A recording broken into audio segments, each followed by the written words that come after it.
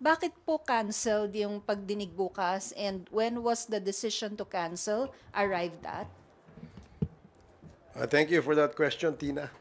Uh, the Quadcom chairs are already contemplating since last week to move the scheduled Wednesday Quadcom hearing, no, for several reasons. First reason, yung aming if you recall, no, lagi namin sinasabi kapag may mga witnesses, we want them to execute affidavits. Number two, even if they have executed their affidavits, we will have to vet them. No? Meron pong legal team, ina-assist ang Quadcom to interview yung aming mga because marami po ang gustong magsalita. Marami po ang gustong magbigay ng testimonya. Ang amin pong palagay, kailangan aralin namin kung sino ho yung aming iharap doon sa usapin ng EJK, doon sa usapin ng drugs, at syempre doon din sa usapin ng Pogo. Now, because of the several witnesses who wanted to give their testimony before the Quadcom, we decided that we should maybe interview them all first. Tingnan namin, sino ba yung yung mas credible doon? And it will take a lot of time, no, para sa amin. So we decided that before we set this meeting, again, no, kailangan kumpirmado na kung sino yung ating ihaharap. Sino yung mga witnesses na pwedeng magbigay ng kanilang salaysay na ika nga ay may credibility. Kasi gaya nung sinasabi ko sa inyo noon, marami yung gustong tumistigo.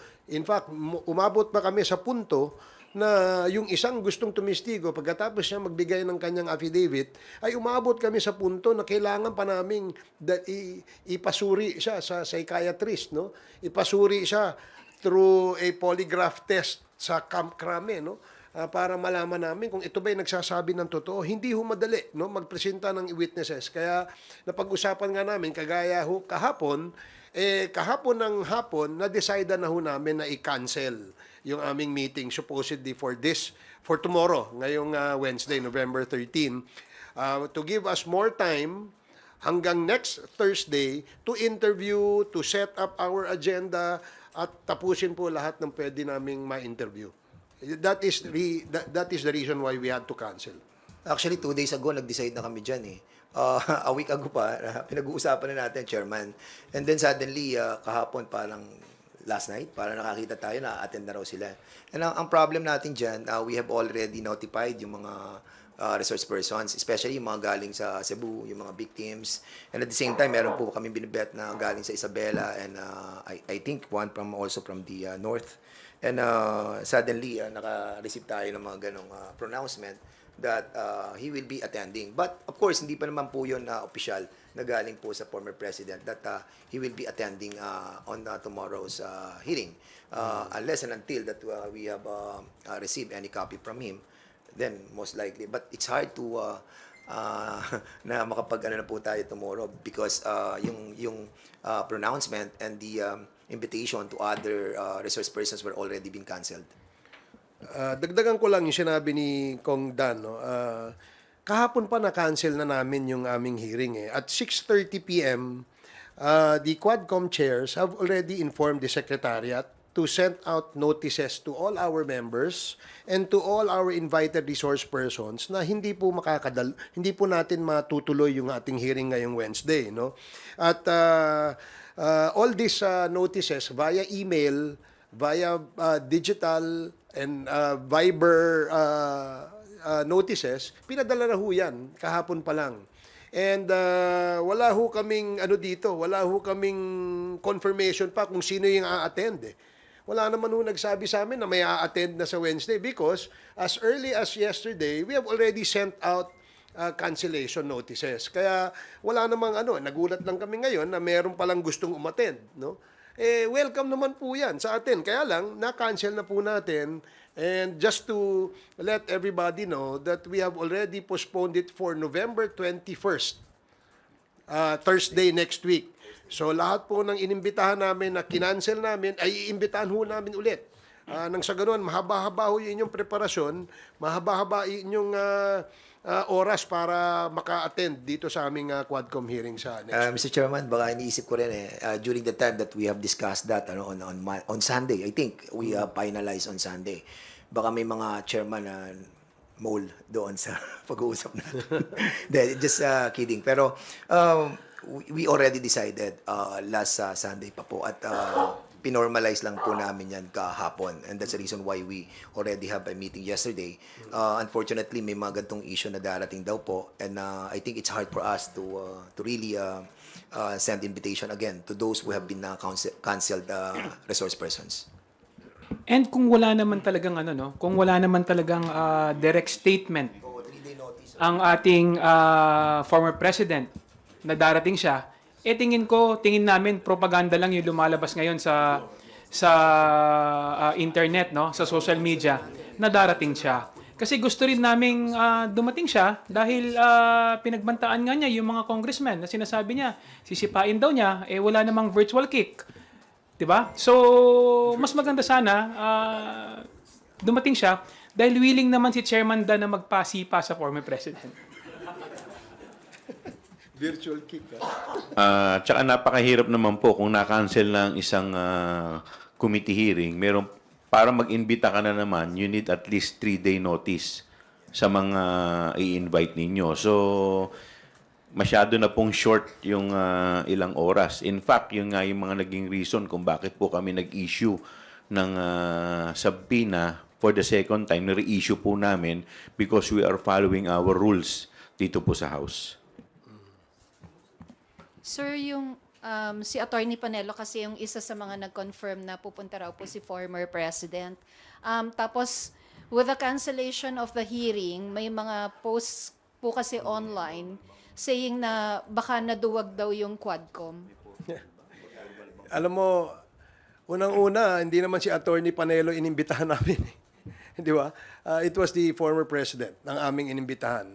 And we were informed that the lawyer or the counsel of the former president, where we also received letters from the law office of Attorney Delgra. Yun lang yung hinihintay namin na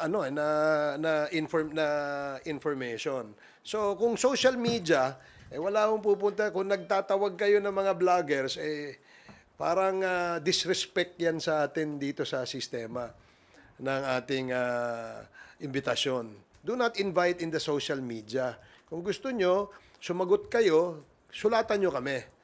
Diba? Sulatan nyo kami kung kayo ay pupunta. Hindi yung sa social media kayo magsasalita. Of course, we appreciate the fact that pupunta ang ating dating Pangulo dahil yun naman po ang request ng ating mga kasamahan sa Quadcom, no? Na magkaroon ng talakayan, magkaroon ng palitan ng idea tungkol dito sa usapin sa EJK at usapin sa drugs, no? Na kung saan ay centerpiece ng kampanya ng ating dating administrasyon. Kaya nga gusto sana nating marinig mismo mula sa ating dating Pangulo kung ano yung mga kasagutan na kanyang ibibigay dun sa mga tanong na pinaghandaan ng ating mga Quadcom members. So, wag po nating I noticed also that there are several comments from the vloggers of I don't know which camp is that, no? Saying na wala pong naduduwag dito. Ganito ho, para ho malinaw. Sa 21 meron kaming hearing. Yan ho, punta ho tayo dito. Pagkatapos ng 21, let us know kung kailan kayo pwede.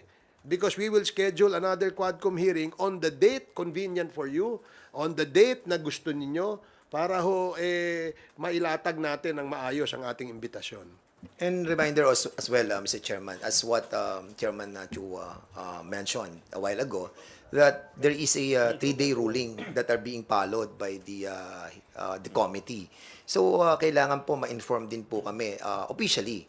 Wag po sana sa social media para at least lahat. Kasi pag social media, you can always deny it, di ba? Pwede kang hindi pumunta, tapos sasabihin, hindi naman formal yon. But of course, kapag ginawa po nating official ang lahat, then resibo po yan. So I hope that prior to November 21 hearing, somebody or the lawyer of the former president will write the committee for his attendance. Maraming salamat po.